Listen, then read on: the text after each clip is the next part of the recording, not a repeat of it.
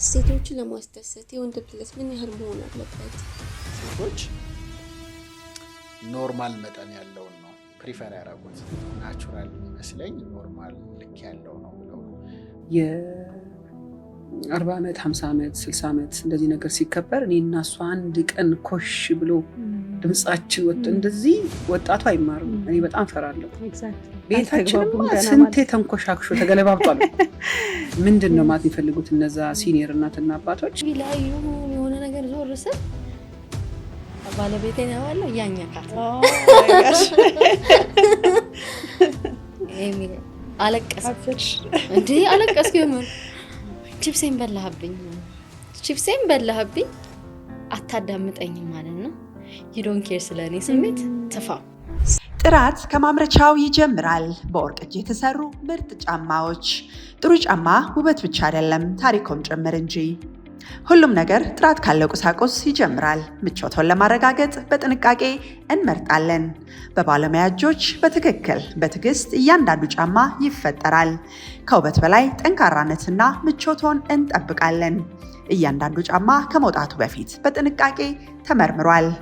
ይህ ጫማ ብቻ አይደለም፣ ምቾት፣ ጥራትና ዘመናዊነትም እንጂ። አሁኑን ይዘዙን። በቀጥታ ከማምረቻ ለእግሮ የተሻለውን ይምረጡ። ገሊላ ጫማ ፋብሪካ። ረጅም ጉዞ ከጫማው ይጀምራል።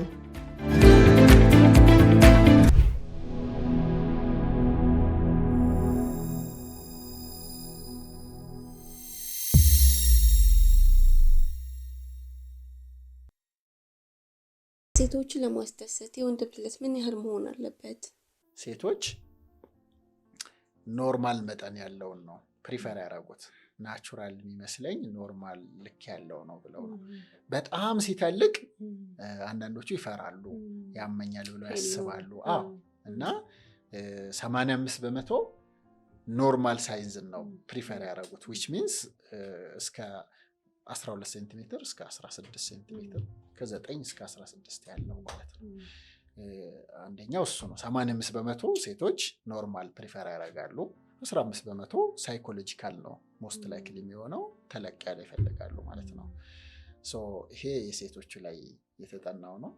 እና ግን በሚገርም ሁኔታ ሳይዝ ደግሞ ደዝም ማተር 4 ጊዜ የተፋታ ሰው እኔጋ መጥቷል እና 21 ነጥብ ምናምን ሴንቲሜትር ነው። በጣም ትልቅ ነው የሰው አይመስልም። እና 4 ጊዜ የተፋታው በምን መሰለሽ? ኢሬክሽን ችግር አለው፣ በደንብ አይቆምም እና መልክ ብቻ ይሉኛል እና ያስ እነዚህን እንትኖች ያው አለ። አንደኛ ሳይዝ ማተር አያረግም።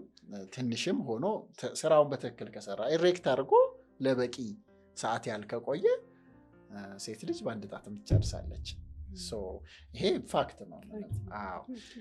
ነገር ግን ቢግም ሆኖን ምንም ካልሰራ ያ doesn't help እና ሳይዝ ያን ያህል ማተር አያረግም። አንደኛ ሳይዝ ማተር አያረግም። ሁለተኛ ሳይዝ ለማሳደግ የምትሄዱበት መንገድ ብዙ አጥጋቢ ውጤት ያለው የለም። በተለይ መድኃኒት ምንም የለም፣ ምንም አይሰራም። ሰርጀሪ ለማወፈር ቅባት ሰርጀሪ በጣም ደስ ይላል። እስቲ አሁን ስለ መፍትሄዎቹ ስናወራ እሱን ብናወራ ደስ ይለኛል። ከዛ በፊት ግን አሁን ቅድም ይሄ ባዮሎጂካል ሪዝኖቹን አውርተናል። ሳይኮሎጂካል ኢሹ አለ ወይ? ያ አንደኛው ባዮሎጂካል ነው። ባዮሎጂካል ያልነው ቅድም አካላዊ የጤና ችግር ማለት ነው። ሁለተኛው ደግሞ ሳይኮሎጂካል የምንላቸው በዋናነት አንዛይቲ ነው። አንደኛው መጨነቅ። አንድ ሰው ተጨንቆ ሴክስ ማድረግ አይችልም። ምክንያቱም ነርቨስ ሲስተም፣ ሁለት አይነት ነርቨስ ሲስተም አለን እኛ። አንደኛው ሲምፓተቲክ ነርቨስ ሲስተም ይባላል፣ ሌላኛው ፓራሲምፓተቲክ ነርቨስ ሲስተም ይባላል።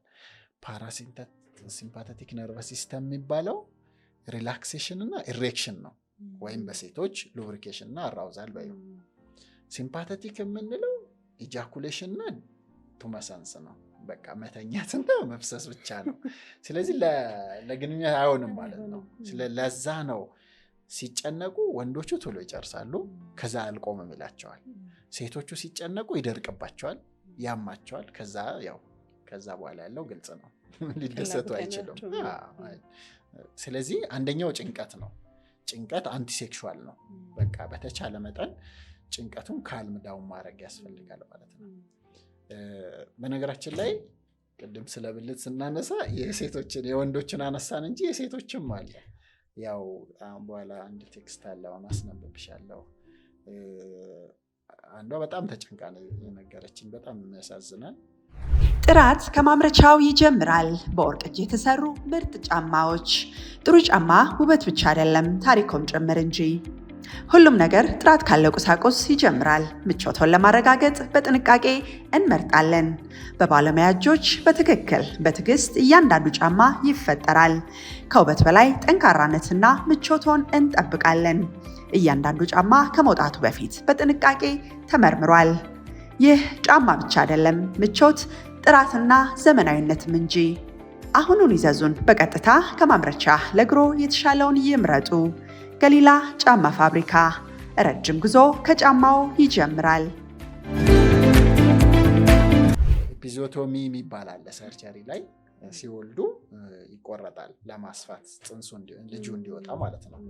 አንዳንድ ጊዜ ስቲች የሚባለው ማለት ነው። አንዳንድ ጊዜ እሱ ፌል ሊያደርግ ይችላል እና ትንሽ ሰፋ ሊል ይችላል እና ያንቺ እኮ ከነተሳቢው ያዞራል ምናምን አለኝ አለች እና ያ ሴቶችም ላይ አለ። አንዳንዴ ድምፅ ሲሰማ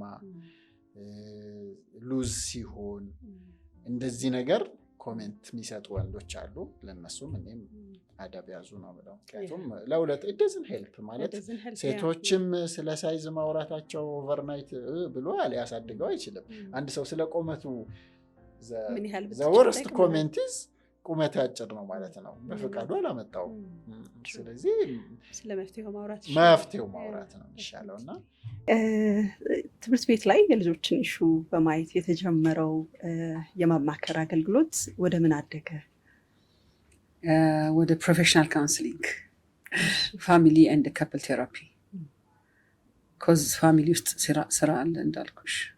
ለዛ ነው አሁን ፋሚሊ ውስጥ ራሱ ስራ አለ። ትዳር ላይ ያሉ ሰዎችን ቤት መስራት ከሚለው ኦኬ፣ ሳይጋቡ በፊት ደግሞ ለምን አንዱ ትዳርን በአግባቡ አለመረዳት ነው። የቤት ውስጥ ረብሻ የተማሪዎች ትምህርት ቤት ውስጥ መረበሽ ሰርክል ነው። ግጥም ያለ ክብ ነው የሚሰራው እንጂ ያልተዛነፈ ማለት ነው። ስለዚህ እነዚህን ነገሮች እያየሁ ከራሴም ደግሞ እየተማርኩ ስፔሻሊ ከኤክስፒሪየንስ 30 ዓመት የትዳር ባለጸጋ ይባላል። ባለጸጋ ያ ከራስሽ ህይወት እኔ ብዙ ጊዜ ጥሩ ነው። ፕሮቨርብም እኮ አለ አይደል?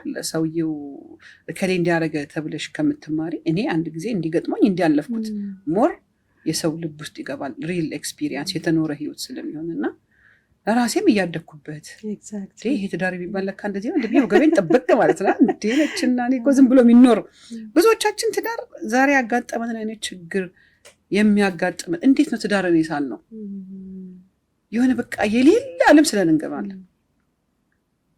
ያ ዓለም ያለው ያ ፍጹማዊነት ያለው ምናልባት ፊልም አይተሽ ከሆነ ፊልም ውስጥ ብዙ ውስጥም እኮ ፍጹም የለም። ሲሳሳት የሆነ ነገር ሲያረግ ነገር ሲያዝ ቤተሰብ ሲገባ ብዙ ነገር አለ። ስለዚህ በዛ ቀስ እያልኩኝ ወደ ፋሚሊ ዊንግ ደግሞ ሄድኩኝና እሱን ደግሞ ትንሽ ራሴን አሳደግኩኝ። አንዳንድ በኦንላይንም በላይቭም ሲሪየስሊ እዛ እያደገ በሙያ መቅም እያጎለበት ከራስሽም ትዳር ደግሞ ተሞክሮ እየጨመርሽበት የራስሽንም እያረምሽ አይደል? አንዳንዴ የትዳርና የጋብቻ አማካሪ የትዳርና የቤተሰብ ምናምን ስትይ የአንቺ ትዳር ፐርፌክት ሰው የራሱ ትዳር ፐርፌክት ሆኖ አይደለም የትዳር አማካሪ የሚሆነው። ያ ይሄ አረዳር ትንሽ ስት ያለበት ይመስለኝ ነው። ገባሽ? ግን የራሱን የቤት ኮሽታዎች ብዙ ጊዜ አሁን እኛ ማገር ደጋግሜ ብየዋለሁ በብዙ ሚዲያዎች ላይ የ40 ዓመት 50 ዓመት 60 ዓመት እንደዚህ ነገር ሲከበር እኔ እና እሷ አንድ ቀን ኮሽ ብሎ ድምጻችን ወጥቶ እንደዚህ ወጣቱ አይማርም። እኔ በጣም ፈራለሁ። ቤታችንማ ስንቴ ተንኮሻክሾ ተገለባብጧል እኮ። ምንድን ነው ማለት የሚፈልጉት እነዛ ሲኒየር እናትና አባቶች? ወደ ውጭ አልወጣም የኛ ይሹ ቤት ውስጥ አንድ ላርገነዋል። አንድ ሰው እንዴት ከሚስት ጋር ባል እንዴት ከሚስት ጋር ሚስት እንዴት ከባል ጋር አይጋጩም? ካልሆነ መላእክቶች ተጋብተዋል ማለት ነው። ሰዎች ከተጋቡ አለመግባባት አለ። አለመግባባቱን የምንፈታበትን ቱል ነው የምናገኘው እዚህ ትምህርት ላይ። አለመግባባቱን ምን አመጣው? አንቺ አንድ ነገር ትጠብቂያለሽ፣ እሱ አንድ ነገር ይጠብቃል። እሱ ያንን ነገር እንዲጠብቅ ያደረገው ትላንት ያደገበት ቤት፣ ቅድም መጀመሪያ ላይ ያነሳሽው ትላንት የወጣበት ፋሚሊ እዚህ ቤት ውስጥ ይፈልጋል። እዚህ ቤት ውስጥ ያለችው ደግሞ ትላንት እሱ ያደገበት ፋሚሊ ውስጥ ያልነበረች አዲስ ሴት ከሌላ ቫልዩአቸው ደግሞ ሌላ ከሆኑ ሰዎች ይመጣ። እነዛን ሁለትነት ኦኬ ወደ አንድ ፍሎ ማስገባት ማለት ነው። ከባድ ነው፣ ፍሪክሽን አለው። ይሄንን ነው ፈልገው፣ ይሄንን ነው ፈልገው፣ በጣም ቀላል ይሄንን ነው ቀላል ቢመስሉ ተጋብተሽ እኮ ከምግብ ቴስት ጀምሮ ወይም ደግሞ ከምትወጂው ምግብ ከፌቨራይት ምግብሽ ጀምሮ እኮ ኮንፍሊክት አለ። ከዛ እኔ እንትን ነው ፈልገው ሲልሽ ባለሽ እንትን የሚባል ምግብ አለ እንዴት ያለሽ አንቺ። እንደገና ደግሞ ቀድመን አናወራም። እኛ ቀድመን የምናወራው ስለ ሰርጉ፣ ስለ ሆቴሉ፣ ስለ እንትኑ፣ ስለ ብራይዳል ሻወሩ፣ ስለ እነዚህ በጣም ከላይ ስላሉ ነገሮች ነው። ሃርድ ቶክ ወደፊት አይመጣም። ወደፊት የሆነ ነገር አሞሽ አንቺ ባልሽ ብሎሽ ከሄደ እንዴት ስራ ቀርቶ እኔን አላስታመኝም ትያለሽ። ለሱ አንቺ ቫልዩ አይደለሽም ማለት አይደለም። ኦኬ ትንሽ ነገር ነው ያመመሽ። አንዴ ከባድ ነገር ማሞሽ እኮ ጥሎሽ ሊሄድ ይችላል። ሚስ አንደርስታንዲንግ ይባላል እሱ። እንደዚህ አይነት ኦንጎይንግ ነገሮችን ትዳሩ ላይ ነው መሰራት ያለባቸው። እየሰራን ግን ቦታውን ስናየው አሁን ቀድሞ ነው መሰራት ያለበት። ለዛ ነው አሁን ወደ ቅድመ ጋብቻ እንደ አገር ወደ ቅድመ ጋብቻ ወደዛ ይሄድን ነው። ሳይኮሎጂካል ደግሞ የሚባባሰው በእነዚህ ነገሮች ነው። አንዱ የሚባባሰው አንዱ ቦዲ ዲስሞርፊያ ሲንድሮም ነው። ሜንታል ሄልዝ ላይ ስለምሰር ታውቂዋለሽ። ሴቶችም ሰውነት ያምርም ብለው መጨናነቅ፣ ወንዱም ብልቱ ጋር፣ ሴቷም አሁን እንዳነሳ ነው ብልቷም ጋር በቃ ይሄን አለ አይደለ ከሙድ የሚያስወጡ ነገሮች ናቸው። አሁን ኢንጆይመንቱን ይቀርና ስለ አስጨናቂው ነገር ይታሰባል ማለት ነው። ሶ አንዱ ጭንቀት ነው ማለት ነው። ሌላኛው ዲፕሬሽን ነው። ያው ዲፕሬሽን ሲኖር ሁሉ ነገር ሎው ነው የሚሆነው። ሎው ሙድ አይደል የሚሆኑት።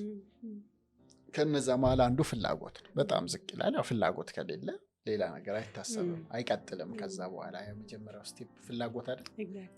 ከዛ አንዱ እሱ ነው። ለወንዶችም ለሴቶችም ዲፕሬሽን ሲኖር ድሮ በጣም ኢንጆይ ያደረገው ነበር፣ በጣም ነበር ደስ የሚለኝ፣ አሁን በቃ ብቸኝነት ነው የሚሰማኝ ምናምን ይሉሻል። ያው ሎ ሙድ ነው።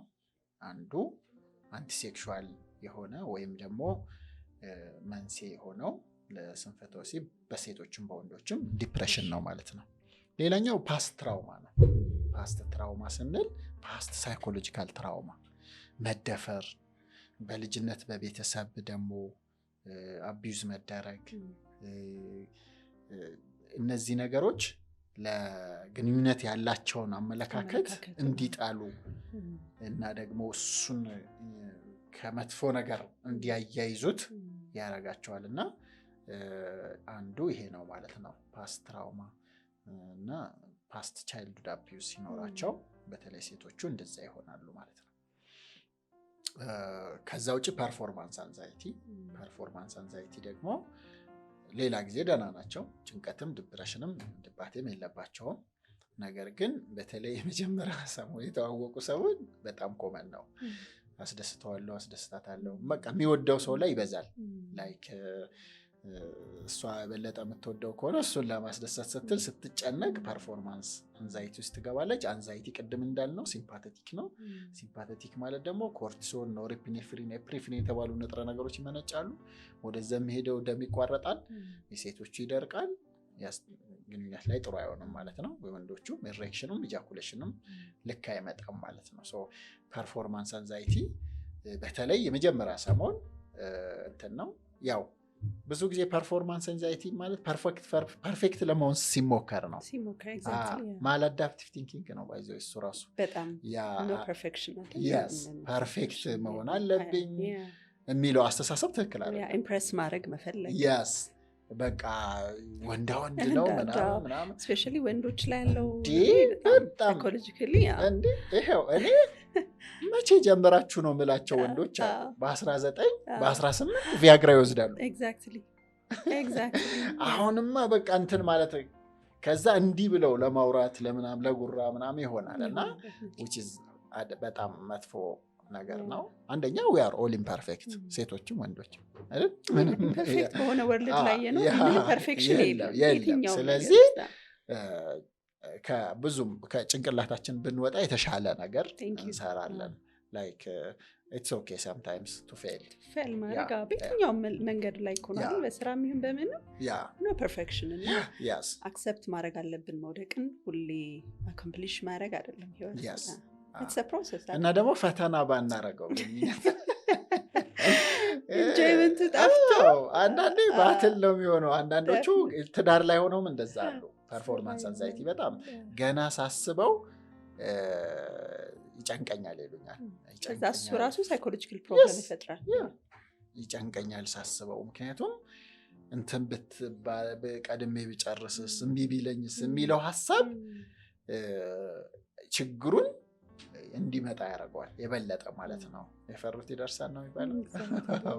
እንደሱ ያደርገዋል እና ሰፖርት መደራረግ ጭንቀቱን በኦፕንሊ ኮሚኒኬት ሲያደርጉ እኮ ይጠፋል። የኛ ሀገር ኦፕን ኮሚኒኬሽን በጣም ከባድ ነው። ኦፕን ኮሚኒኬሽን እሷ ማውራት አትፈልግም፣ እሱም ምናምን መናገር ይከብደዋል ምናምን እና ፐርፎርማንስ ስለ ወንዶች ኢሞሽናል አቢዩዝ ስታወሪ በጣም ሰማለሁ እና ብዙ ጊዜ አሁን እኛን እንጎዳለን ብለን የምናስበው ከመውለድም ከትዳር ጫናም ከማርገዝም ኖ ሴቶችም ኢሞሽናሊ አቢዩዝ ያደርጋሉ ወንዶችን ያለሽ እና እንዴት ነው የምናረጋቸው? እናረጋለን የሆነ ጊዜ ራሴን ምን አገኘው መሰለኝ ሳረግ አትረዳኝም እላለሁ ባለቤቴ ማለት ነው። እና እኔ አረገዝኩ ጊዜ በቃ የስሜት ተይኝ ውጣ ውረድ ልበለው ስሜቴ አሁን እስቃለሁ፣ አሁን አለቅሳለሁ፣ ለምን ቺፕስ በላህብኝ ብዬ አለቅሳለሁ። ትንሹ ልጅ ነው አይደል እንደዛ የሚሆነው ውስጥ ሚጢጢዋ ፍቅር በቃ ተይኝ ኢነር ቻይልድ በቃ አስቸገረች። በቃ የሆነ ጊዜ እንደው ምናልባት ያው እንደ ጨዋታ ስለሆነ እንዲህ እየበላን የራሴ ሳይድ ላይ በጎን ቺፕስ አለ ከዚህ በፊት ተናግሬዋለሁና እሱ ጋር ማለው እኮ በቃ እና እየበላን ነው ኢቭን ለብቻ መብላት የጀመርነው እንዳትበላብኝ እያልኩኝ ማለት ነፍሰ ጡር ነኝ ማለት ነው። በጣም ከመስገብገብ የተነሳ ስሜቱን ታውቁታላችሁ። ከዛ ለብቻ እየበላን ነው ጨረስን። የሆነች 2 ነው ምናምን ቺፕስ ያስቀመጥኩት ትንሽ ቆይቼ እበላታለሁ ብዬ ነው። ከዛ ቲቪ ላይ የሆነ ነገር ዞር ስል ባለቤቴ ነው ያለው ያኛካት አለቀሰች። እንዴ አለቀስኩ የምር ቺፕሴን በላህብኝ አታዳምጠኝም ማለት ነው። you don't care ስለኔ ስሜት ተፋው አንቺ ደግሞ ትንሽ ከበድ ይላል። ከዛ ትርጉም እንሰጠዋለን አይደል? እንዳልሽው አታዳምጠኝም እንደዚህ በጣም ብታስብልኝ ኖሮ እኔ አሁን የቺፕሱ ጉዳይ አይደለም አልኩት። አታስብልኝ ስለማታስብልኝ ታውቃለህ ያለውበትን ሲቹዌሽን ነፍሰ ጡር ነኝ። አንተ ምን ትሆናለህ? ሌላ ቺፕስ ማስመጣት ትችላለህ። ስለዚህ ግድ የለህም ማለት ነው። ጥራት ከማምረቻው ይጀምራል። በወርቅ እጅ የተሰሩ ምርጥ ጫማዎች። ጥሩ ጫማ ውበት ብቻ አይደለም ታሪኮም ጭምር እንጂ። ሁሉም ነገር ጥራት ካለው ቁሳቁስ ይጀምራል። ምቾቶን ለማረጋገጥ በጥንቃቄ እንመርጣለን። በባለሙያ እጆች በትክክል በትዕግስት እያንዳንዱ ጫማ ይፈጠራል። ከውበት በላይ ጠንካራነትና ምቾቶን እንጠብቃለን። እያንዳንዱ ጫማ ከመውጣቱ በፊት በጥንቃቄ ተመርምሯል። ይህ ጫማ ብቻ አይደለም፣ ምቾት፣ ጥራትና ዘመናዊነትም እንጂ። አሁኑን ይዘዙን። በቀጥታ ከማምረቻ ለግሮ የተሻለውን ይምረጡ። ገሊላ ጫማ ፋብሪካ። ረጅም ጉዞ ከጫማው ይጀምራል። እንዲሁ ያላመጣ አቁም አስተፋሁት ላልበለው አስተፋሁት። ከዛ በቃ ታቁም እኮ እናንተ ምናምን እላለሁ። በቃ አትረዱም እኮ እኔ ነኝ ስንት አይነት የሰውነት ለውጥ ምናምን ውስጥ እንትን ብዬ እንደዛ ብዬ ምናምን እላለሁ እሱ። ከዛ ስክን ካልኩ በኋላ በቃ ደንግጧል ምናምን ምን ተፈጥሮ ነው ሁላችሁስ ነው ይሆን። ከዛ ከተረጋጋ በኋላ ሳስበው እኔ ባረግዝም እኮ ይሄ ሰው ያረገዝኩት የሱን ልጅ ነው። ምን ያህል አይናገረውም እንጂ ጭንቀት ውስጥ ነው። ለኔም ለሱ የመጀመሪያ ልጃችን ነው። ከዚህ በፊት እናት ሆኜ አላውቅም፣ አባት ሆኜ አላውቅም።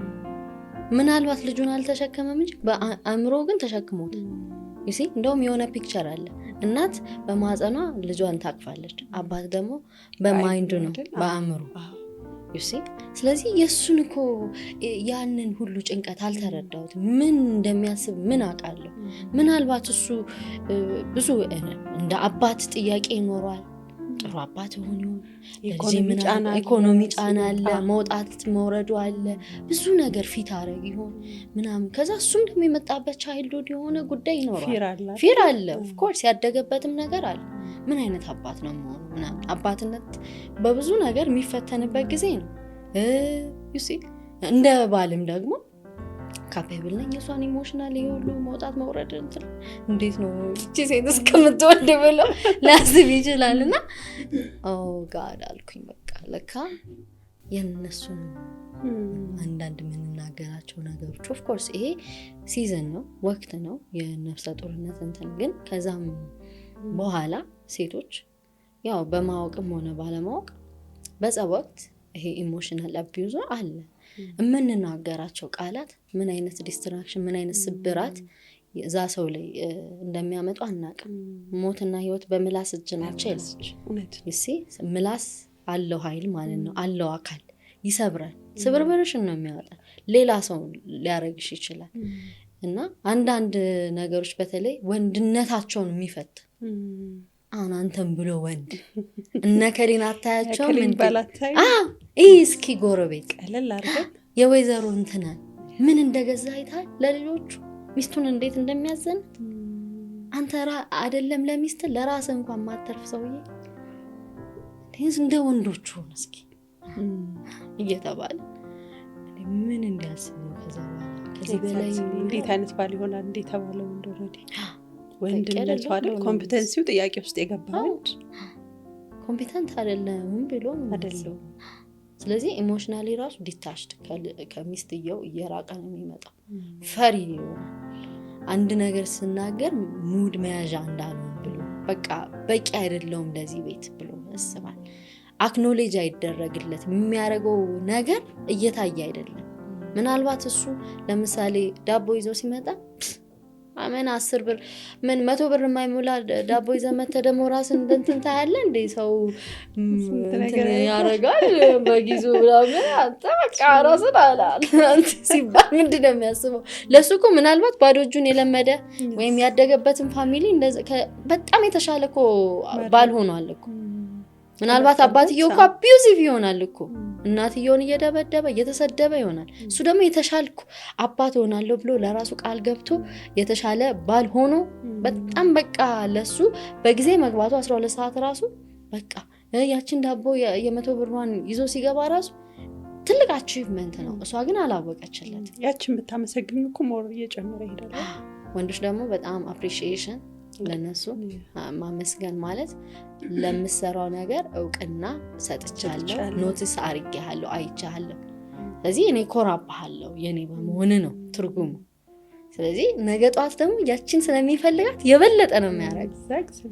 ግን ስታነጻጽሪው ስታጣጣው ወንድነቱን ስትፈታተኝ አለመደሰትሽን ሁሌ ፒክ እያደረግሽ ከሰራው መልካም ነገር ይልቅ እንከን እየመረጥሽ ፎልት ፋይንደር ሆነሽ ቶክሹ ከሆነ ግን አቢዩዝ እያደረግሽ ነው ማለት ነው። ኢሞሽናሊ ቀስ በቀስ ድሬን ነው የሚሆነው። እሱም ቤስት ቨርዥኑን አውጥቶ ጥሩ ባል ጥሩ አባት ለመሆን በጣም ይታገለዋል ማለት ነው። ጥራት ከማምረቻው ይጀምራል። በወርቅ እጅ የተሰሩ ምርጥ ጫማዎች። ጥሩ ጫማ ውበት ብቻ አይደለም ታሪኮም ጭምር እንጂ። ሁሉም ነገር ጥራት ካለው ቁሳቁስ ይጀምራል። ምቾቶን ለማረጋገጥ በጥንቃቄ እንመርጣለን። በባለሙያ እጆች በትክክል በትዕግስት እያንዳንዱ ጫማ ይፈጠራል። ከውበት በላይ ጠንካራነትና ምቾቶን እንጠብቃለን። እያንዳንዱ ጫማ ከመውጣቱ በፊት በጥንቃቄ ተመርምሯል። ይህ ጫማ ብቻ አይደለም፣ ምቾት፣ ጥራትና ዘመናዊነትም እንጂ። አሁኑን ይዘዙን። በቀጥታ ከማምረቻ ለግሮ የተሻለውን ይምረጡ። ገሊላ ጫማ ፋብሪካ። ረጅም ጉዞ ከጫማው ይጀምራል።